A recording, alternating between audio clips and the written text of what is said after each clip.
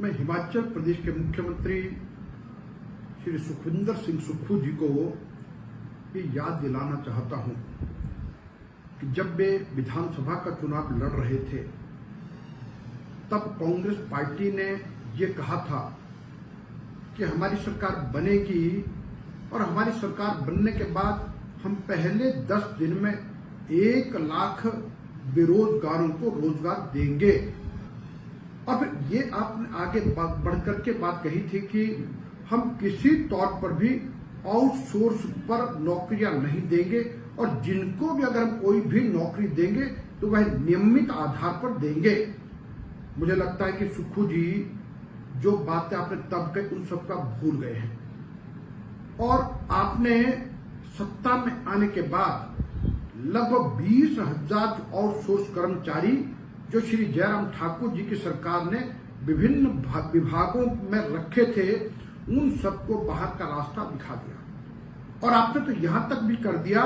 कि जो लोग दुनिया की सबसे बड़ी महामारी कोरोना के समय में स्वास्थ्य विभाग में रखे गए थे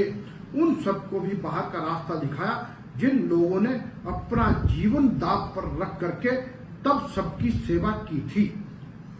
और अब देखिए आपका दोहरा मापदंड कैसा है। अभी आपने एक स्टेटमेंट दिया है और शिक्षा सचिव ने नोटिफिकेशन किया है और जिसमें गलत जानकारी दी गई है और झूठ भी बोला जा रहा है। आप ये कह रहे हैं कि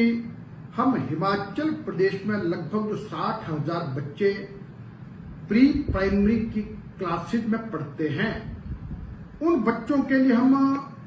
6,297 प्री प्राइमरी टीचर रखेंगे। और उसमें आपने ये भी कहा है कि हम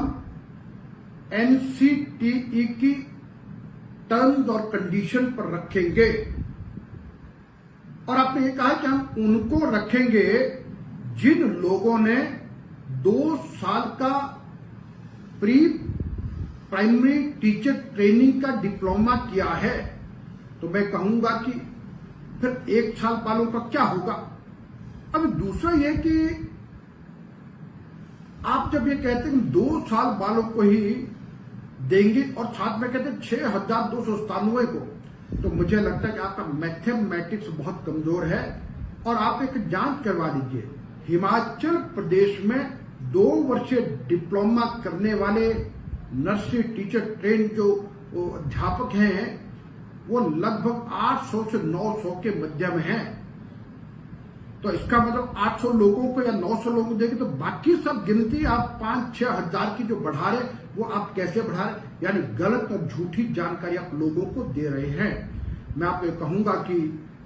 आपने जो चुनाव से पहले कहा था हम नियमित आधार पर नौकरी देंगे, आपको नियमित आधार पर नौकरी देनी चाहिए।